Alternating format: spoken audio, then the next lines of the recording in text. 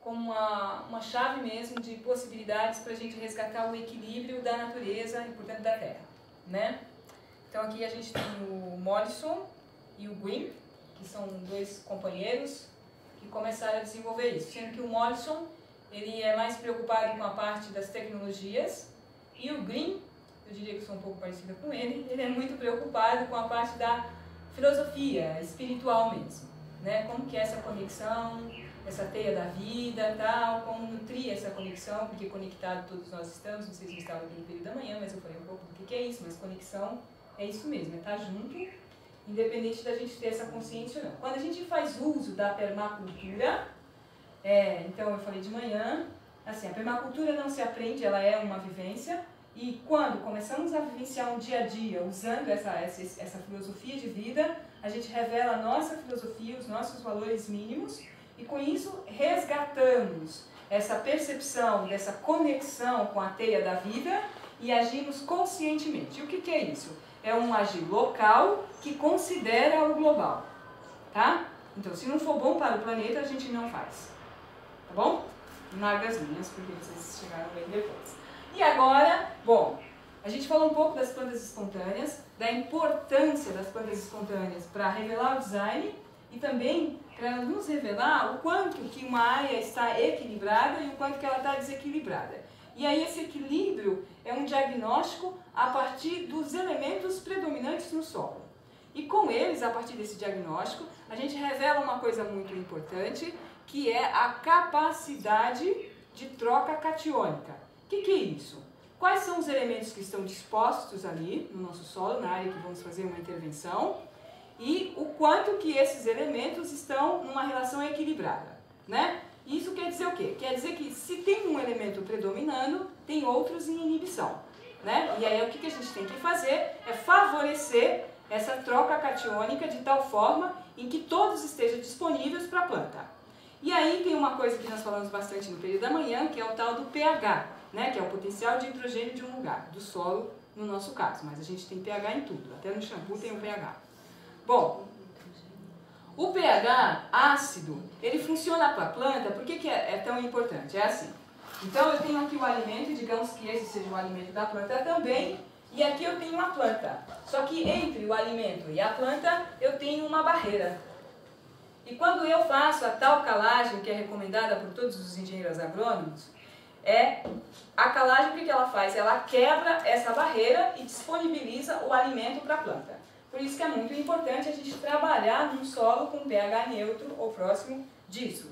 E aí o pH, a gente falou de manhã, são vãos que vão de 0 a 14. E aí, quando está de 5 para 0, está no ácido, né? E aí algumas plantas não se desenvolvem nisso. E aí até eu falei quais são as plantas que predominam nisso. São plantas de folhas lanceoladas, ou seja, que parece uma lança e não uma banana. E quando está de 5 para 7, então está considerado neutro, bom, então várias plantas vão bem nessa faixa de pH, e quando está acima disso, alcalino, né? Assim, lembrar que um solo ácido é muito fácil a gente trazê-lo para um ponto de equilíbrio, um ponto neutro, e um solo alcalino é o contrário, dá muito trabalho, mas assim, hoje eu nem vou ficar falando muito de alcalinidade de solo, até porque no Brasil a gente não tem esse problema, e a gente está no Brasil, então a gente vai falar um pouco das nossas dificuldades na produção de alimento aqui na nossa terra, tá? Mas lembrar que assim, é muito mais fácil você trabalhar num solo ácido do que num solo alcalino, porque desalcalinizar um solo é um desafio para quem faz isso. Bom, e agora nós vamos fazer uma parte de design, né? Então, qual que é o design que nós vamos fazer? A gente vai fazer o design da primeira intervenção que nós vamos fazer aqui, que é o modelo da horta mandala que nós vamos fazer lá. E eu vou dar alguns dados e vou dar 15 minutos para que vocês façam uma percepção desse design, de como essa mandala vai se colocar, e eu vou dar digamos assim, um banco de dados agora, para vocês se lançarem com mais coragem, com mais propriedade nesse design que vocês vão fazer. Então, uma horta. O que é uma horta? Qual que é a função de uma horta? Primeiro, produzir alimento, né? E a gente sabe que essa horta ela vai abastecer uma família que mora aqui, portanto, uma família fixa nesse lugar. E aí a gente tem que fazer um balanço disso, do quanto que essas pessoas comem. A gente sabe que elas comem bastante porque são vegetarianas, né? São vegetarianos todos os seres, a família vegetariana, né? E aí, o que nós vamos fazer? Pegar a cesta desse consumo deles e colocar nesse design aí. Lembrar que a técnica que nós vamos usar para a produção de alimentos é o policultivo. O que é isso? Tudo junto, não é? Para fazer esse policultivo, é bom a gente entender um pouco de uma técnica chamada alelopatia, que fala um pouco o que são as plantas antagônicas e as plantas companheiras. Amanhã eu vou falar um pouco de bosques de alimentos e agricultura biodinâmica, então eu desenvolvo um pouco mais esse tema, mas é muito importante a gente entender disso. Por quê? Porque algumas plantas, quando juntas, elas se dão bem e uma favorece o desenvolvimento da outra, mas também tem o contrário, que são as plantas antagônicas, né? Então, uma planta inibe o desenvolvimento da outra e pode levá-la a um definhamento que provoque a morte, tá? Mas também, mesmo nesse caso, a gente também pode fazer um uso positivo disso, desse antagonismo, e aí eu dei o exemplo da relação do alecrim com o mamão. Então, assim, são plantas antagônicas, mas o definhar do alecrim favorece o desenvolvimento do mamão, de tal forma que ele não tem uma doença que é muito comum no mamão, que é o mosaico, um fungo que ataca o mamão e uma vez atacado você perde o mamoeiro inteiro, tá? Bom, para fazer uma horta a gente precisa de terra, de enxada, enfim, várias ferramentas, não é? Mas também, assim, saber o que essa horta vai atender, né? Então a gente já sabe que pelo menos uma família ela tem que atender, porque essa família tem quantos membros? 4. Tem 4 membros, sendo que parte desses membros, metade deles estão em fase de crescimento, então só tem 2 adultos, bastante crianças que estão em fase de crescimento. E aí então levar em consideração os alimentos estruturais, funcionais, porque quem está em fase de desenvolvimento precisa muito deles, não é? Para constituir o próprio ser que está crescendo, né? Então precisa criar massa corpórea e tal, fora todas as outras necessidades que a gente tem para se desenvolver. Bom, então essa é uma primeira consideração, que nós vamos plantar. Então a gente vai listar isso e pensar num arranjo, porque assim, um pé de alface a gente sabe que ele cresce em tamanho X e ele ocupa uma área X. E a gente tem que colocar isso considerando esse ser ali na área que ele precisa, para que ele fique bem, se sinta à vontade e cresça. Então a sua natureza esteja favorecida de tal forma que ele resplandeça ao máximo dela, né, do tamanho dela. Então considerar isso. Outra coisa que a gente precisa muito numa horta é irrigação, água, né? A melhor água para a gente irrigar uma horta, claro, poderia ser uma água de fonte mineral, mas nem a gente tem isso para beber, não é? Então, qual que é a melhor água para a gente tratar e fazer a irrigação de uma horta? Eu acho as águas cinzas. Então, a gente vai aprender hoje um pouco sobre como criar já esses canais nessa estrutura desse design para favorecer a irrigação dessa horta, né? Que vai ser uma mandala aqui ao lado. Outra coisa que a gente também tem que levar em consideração, o solo. A gente precisa de um solo para fazer uma horta, não é? E o solo, eu diria assim, ele é o maior patrimônio da humanidade. Do permacultor, nossa, ele é um patrimônio, eu diria, essencial e também fundamental, e que o permacultor tem um olhar de muito amor e assim, de prioridade para o solo, por tudo que ele representa. Se você cuidar bem de um solo, você vai ter água, você vai ter alimento, você vai ter saúde, você vai ter beleza, você vai estar criando áreas de refúgio, você vai estar favorecendo, portanto, os serviços ecossistêmicos, enfim. Você vai estar favorecendo o equilíbrio da natureza e, portanto, até do bioma local. Tá? E o primeiro cuidado que a gente deve ter com o solo é não ficar revirando ele. E nesse sentido da permacultura, que é a cultura permanente, então quando a gente começa a desenhar uma horta, pensar em canteiros fixos, que não precisam ser remexidos constantemente.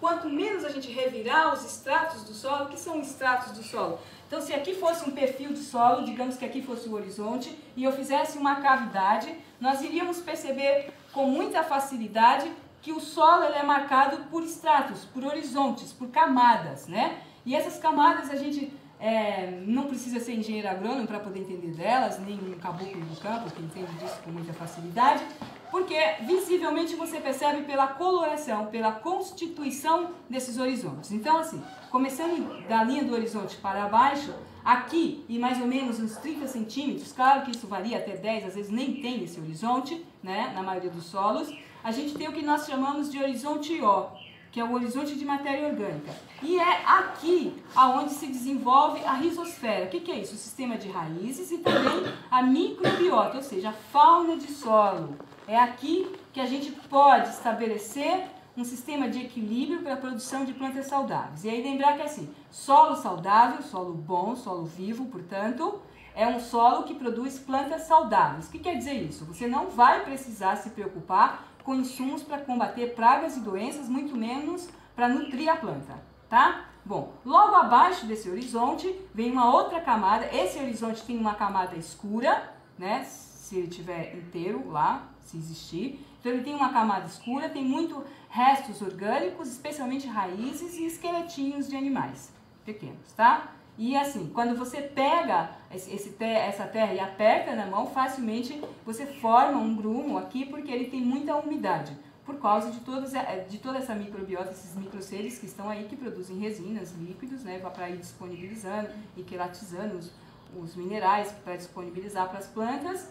E daí, claro, tudo que gera movimento, né, consome, então a gente sabe que gera resíduo, e esses resíduos úmidos, ácidos, é que vai criar essa umidade aí e favorecer o desenvolvimento dessa rizosfera, portanto, das plantas.